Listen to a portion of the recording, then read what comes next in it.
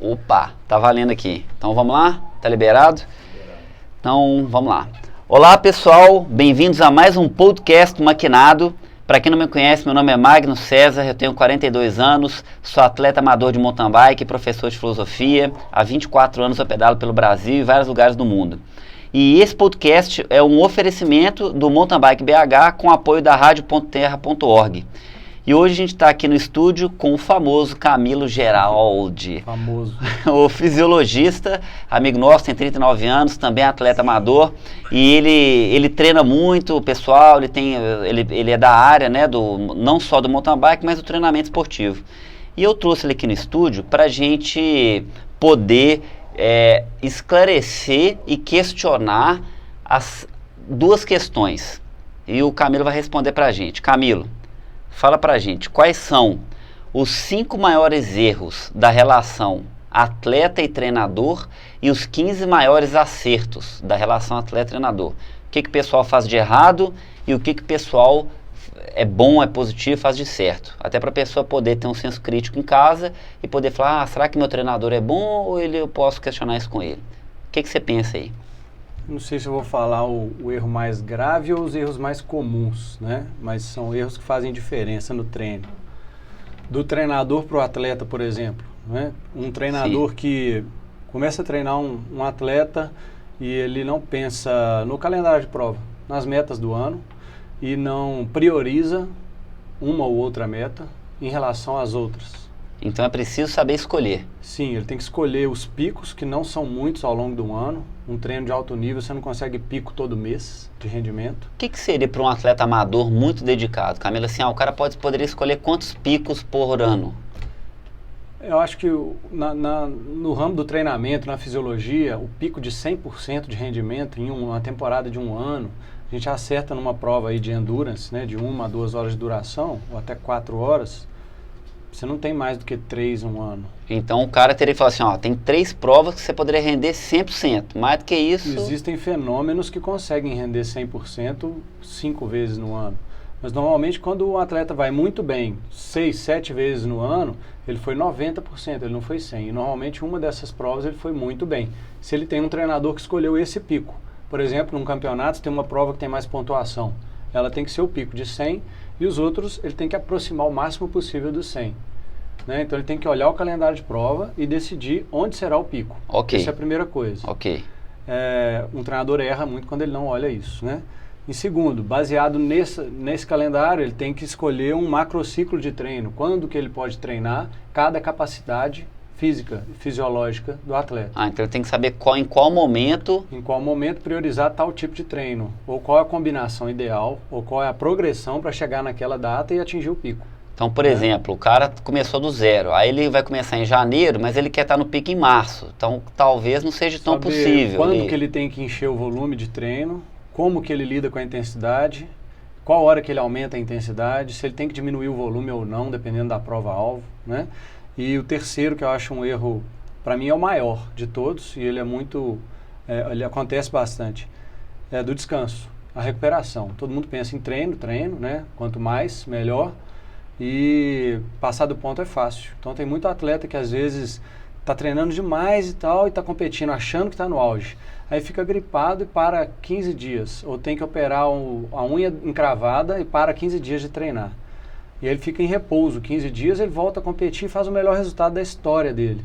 Porque ele estava com excesso de treinamento, ele estava com a carga aumentada, precisando recuperar. Mais fácil errar para mais do que para menos, muito mais. Exato, a maioria opta assim, para errar para mais. E aí, se o atleta perdeu o rendimento, detectar que faltou descanso. Perfeito. Ao invés de quantificar antecipadamente esse descanso, qual que é a hora e a quantidade certa. Ok. E um quinto problema assim, que você vê mais grave assim, na relação treinador-atleta? Um treinador que olha variáveis, ele é fanático em variáveis, isso é muito comum, e ele não conversa com o atleta. Ele não sabe do humor, ele não sabe do grau de motivação, do esgotamento mental que o atleta teve com o treino. Isso muitas vezes se sobrepõe às variáveis comuns de potência, percentual de VO2, potência média, lactato. Então, uma conversa sobre o estado de humor e o quanto de esgotamento mental, seja motivação ou outra coisa, um treino causa, ou uma semana de treino causou nesse atleta. Isso é muito comum. Isso é interessante, que na filosofia é a velha discussão entre o cartesianismo, que eu acho que muita gente, muito treinador é apegado, e o período contemporâneo hoje, que é o relativismo, ou vamos pôr assim, o humanismo, né, as humanidades. Sim. Então o cara ali é muito psicopata, em watts, em batimento, que são o que é possível mensurar, que é René Descartes fala isso, né? Tudo que pode ser medido, pensado, é realidade, mas não, isso caiu por terra. E hoje, cada vez mais, inclusive na sua área, eu sei que a psicologia do esporte tem crescido cada vez mais por causa disso. O cara às vezes está mal-humorado, o cara não está curtindo, não está feliz. Então, essas coisas imensuráveis humanas podem, às vezes, determinar muito mais, até a mentalidade Sim. do cara, do que a própria mensurabilidade da coisa. Para um simples controle de carga, se ele terminou um treino na potência-alvo bem, com a frequência cardíaca nivelada como o treinador planejou, não era uma frequência extrapolada para aquela potência planejada, mas a motivação dele foi a 0 para pedalar na semana seguinte. Isso pode ser um indício forte que ele já está em excesso, só que um momento excelente para o treinador tirar o pé. Se ele foi cartesiano demais, se ele olhou só os números, né? Ele estendeu mais uma semana de intensidade, que estava no macrociclo, mas uma coisa que pode alterar a progressão desse macrociclo é o estado atual do atleta, o estado de humor, por exemplo. Porque a pessoa não é só número. De motivação. Né? Motivação é mental, etc. Pô, legal. Isso é mensurável, pode ser cartesiano isso também, só Sim. que a maneira de medir não é tão exata quanto medir uma potência, por exemplo. Sim, né? Quer dizer, os números são bons, mas não são tudo. Há uma subjetividade maior, né, na hora de medir. Então a gente pode falar que isso é não cartesiano ainda. Perfeito. Né? E o que você pensa aí como as 5 coisas melhores, assim? O que são as 5 coisas positivas que você vai falar assim, esse treinador é bom? Bom, seria quase que o espelho dos erros, né? Sim. Né? Mais ou menos isso. Mas é literalmente um espelho. Quando a gente vê um treinador perto do atleta, que conversa com o atleta. Diálogo. Ele tem uma planilha semanal. 4 vezes por mês ele conversa antes de mandar uma planilha. Bacana. Não, esse treinador, entre essa conversa semanal, ele trocou 50 mensagens de WhatsApp, assim, como é que foi o treino hoje? Dormiu bem? Não fui mal. Porque eu dormi mal, ou não alimentei direito, ou trabalhei demais, uma jornada aumentada. Pergunta polêmica, então. Ele tem que conversar bastante. Quando conversa muito, é um grande acerto. Então, pergunta polêmica. Já que essa aproximação, o diálogo é algo muito importante, fundamental para a alta performance, então treinadores que têm um volume alto de atletas não conseguem dar conta de atender todos da mesma atenção. Quer dizer, tem um limite humano ali. Muito pragmático, muito forte, né? Eu já vivi uma fase treinando muitas pessoas, sendo mais cartesiano, e treinando poucas pessoas, aumentando o meu lado, igual você falou, psicológico, humanista, né? Certo. Os dois conseguem chegar no alto nível. O negócio é que quando você é de um lado só, ou só psicológico, ou só cartesiano, suas chances de atingir o máximo com todo mundo são menores. Sim. Né?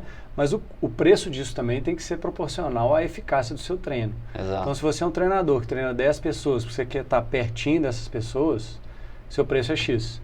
Se você resolveu treinar 200, o preço desse treino é outro. Certo. Né? Então, isso se resume a um produto, uma composição de um produto. O tempo dedicado àquilo de trabalho é menor ou maior. Pode ser que o Joãozinho consiga 100% do rendimento, tanto quando ele era um dos 10, quanto quando ele virou um dos 200 atletas seus.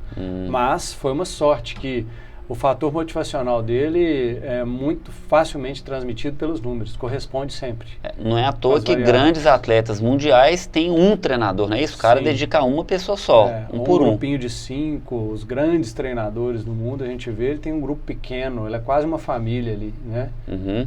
Ele tem outras variáveis e outras ações que são difíceis até da gente citar.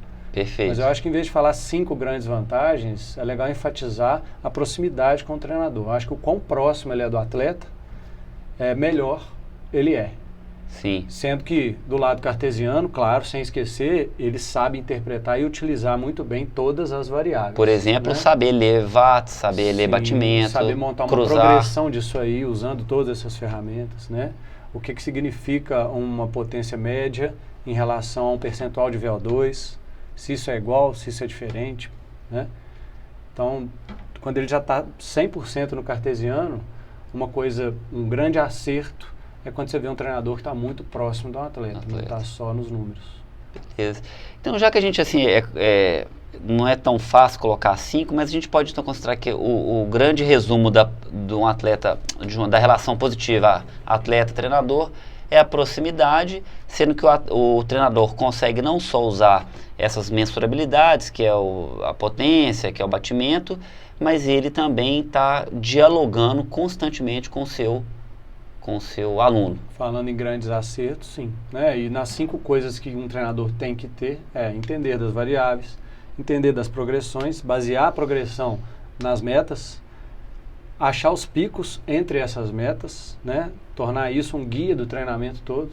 E às vezes 2 atletas da mesma idade, do mesmo peso, com o mesmo objetivo e o mesmo prazo para treinar, têm periodizações completamente diferentes, porque um tem um horário muito padrãozinho, fácil da gente colocar, que toda quarta ele tem 2 horas de treino.